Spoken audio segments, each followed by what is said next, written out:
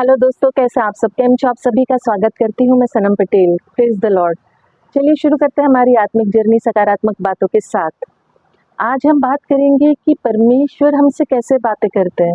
प्रभु का जो बात करने का तरीका है ना, वो बहुत अलग अलग प्रकार से है। परमेश्वर जो कहता है ना, प्राचीन काल में अगर हम देखते हैं, पुराने नियम में देखेंगे तो भविष्यद्वक्ताओं के द्वारा, जो प्रॉफिट्स थे, नबी थे, उनके द्वारा पूर्वजों से अलग तरीके से बात करते थे, अलग अलग प्रकार से संदेश दिया जाता था। बहुत सारे ऐसे नबी हैं जिनमें से कुछ बातें हैं जो मैं आपके समक्ष ला रही हूँ। आप उसे सुनिए ध्यान से और अपने जीवन में उतारिए। प्रभु किस तरीके से हमसे बात करता है।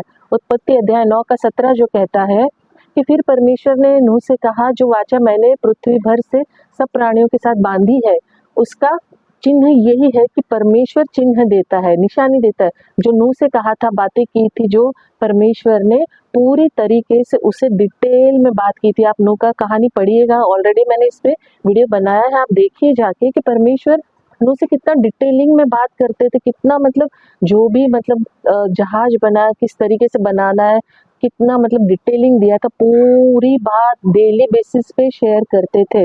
तो परमेश्वर ने नूह के साथ जिस प्रकार से बात की, वो अलग तरीका था बात करने का। डिटेलिंग में जो ऑर्डर दिया था कि भाई ये करना है, नूह के साथ बात की। उसी प्रकार निर्गमन में अध्याय 3 में वचन 14 में हम देखते हैं कि परमेश्वर ने मूसा के साथ कैसे बात की। परमेश्वर ने मूसा से कहा कि मैं जो हूँ सो हूँ।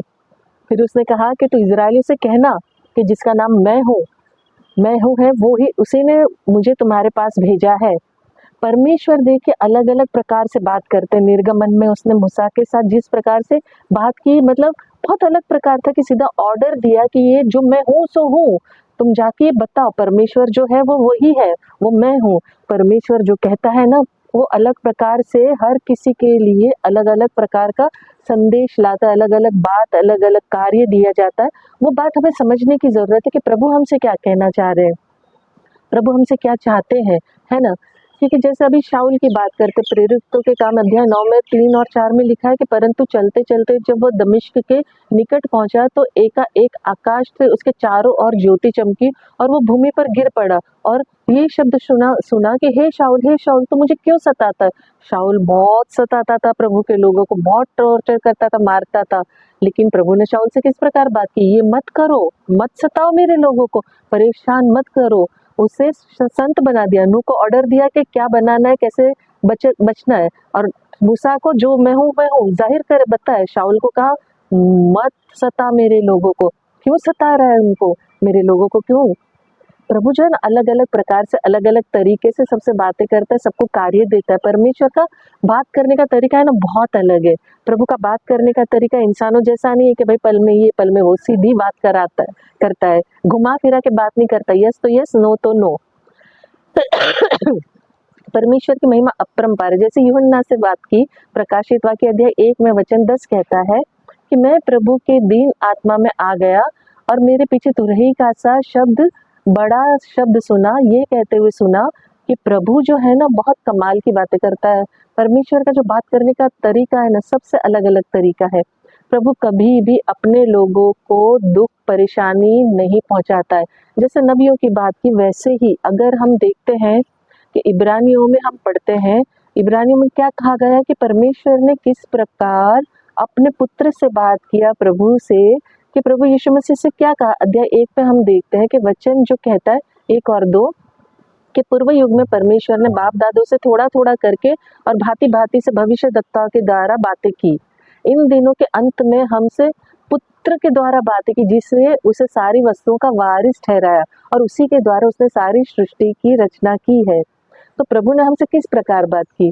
प्राचीन काल में प्रॉफिट्स के द्वारा, भविष्यद्वक्ताओं के द्वारा, नबियों के द्वारा, और नए करार में यीशु मसीह के द्वारा। पूर्व काल में बाप दादाओं से बारंबार अलग अलग प्रकार से भविष्यद्वक्ताओं से बात करते थे, और अंतिम दिनों में परमेश्वर ने अपना खुद का पुत्र के द्वारा, जिसे वारिस ठहराया हर एक चीज पे, उसके द्वारा हमसे बात की।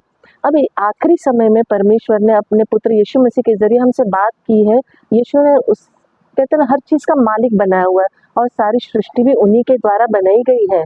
जो वचन हमें सिखाता है, बताता है कि यीशु मसीह की बातों को हमें हल्के में नहीं लेना है, सुनना है। इंसानों की आवाज पे हमें कंसंट्रेट नहीं करना है, और ना ही शैतान के, तो बिल्कुल भी नहीं भाई।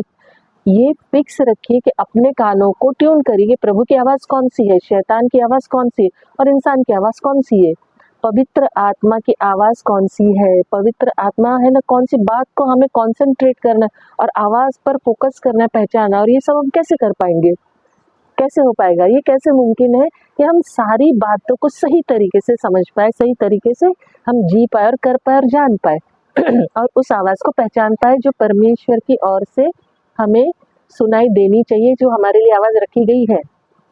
तो हमें करना है प्रार्थना, फास्टिंग, बहुत सारी चीज़ों में हमें मनन करना है। यहोशू अध्याय 1 का वचन 8 और 9 कहता है, व्यवस्था की ये पुस्तक तेरे चित्त से कभी ना उतरने पाए, इसी में दिन रात ध्यान लगाए रखना, इसीलिए कि जो कुछ उसमें लिखा है उसके अनुसार करने की तू चौकसी करे, क्योंकि ऐसा ही करने से तेरे सब काम सफल होंगे और तू प्रभावशाली होगा।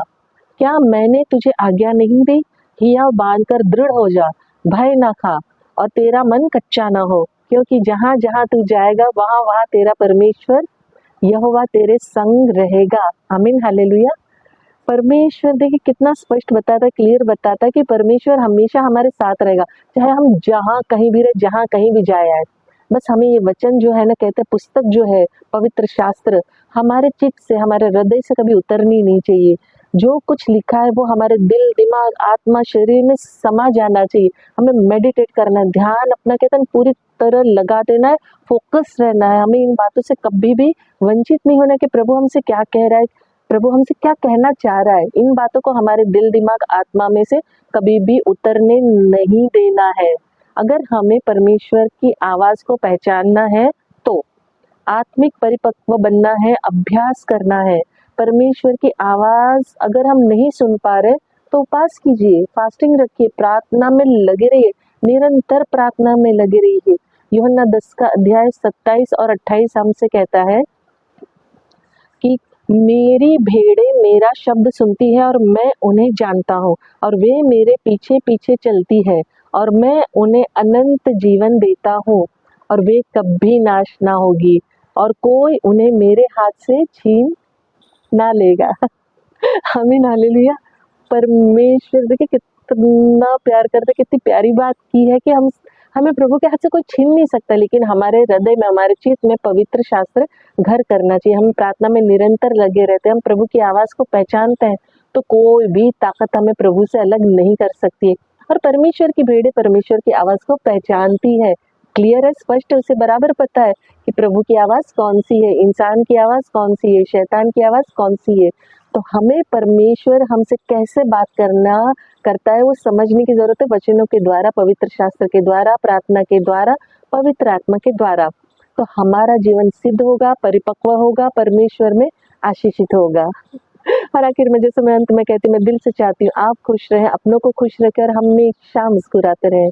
शालोम, शांति और सलाम आपके नाम।